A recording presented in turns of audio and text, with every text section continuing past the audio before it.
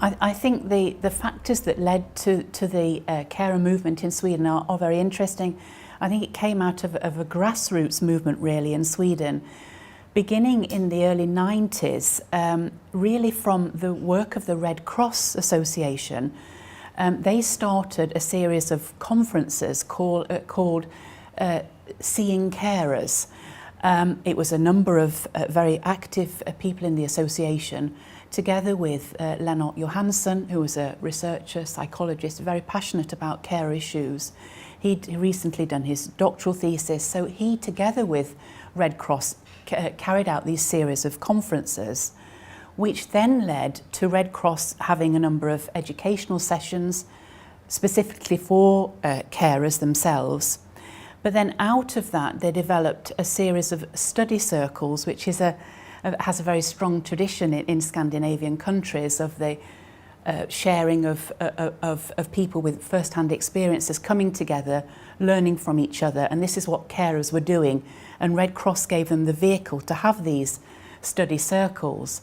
And at one of these study circle sessions, there were a number of members, one of whom was a guy called Bertil Björkström, and he started, with support of Red Cross, the first embryo, as you like, of Anhörigrådet, which became later on Carers Sweden, and that was formally established in about 96.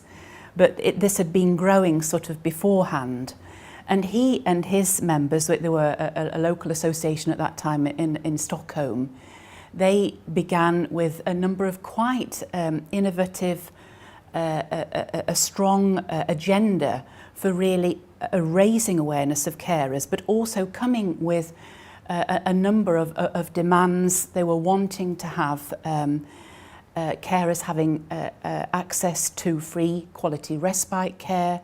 They wanted carers who were caring at home to have a security insurance to ensure that they weren't going to have injury from caring at home.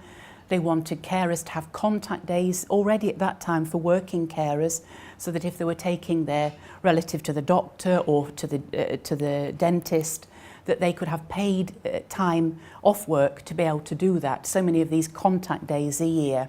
So they came up with a raft of issues that they wanted to have raised. And out of that work then, over the years, they've grown to be about 63 local associations, which is under the umbrella of Carers Sweden.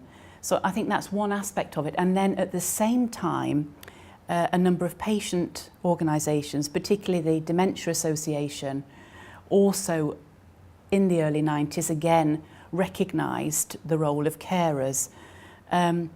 So I think that's sort of the backdrop, if you like. But I think the socio-economic climate of Sweden in the early 90s was that there was the very tough economic recession, and there were starting to be those gaps in the welfare model system.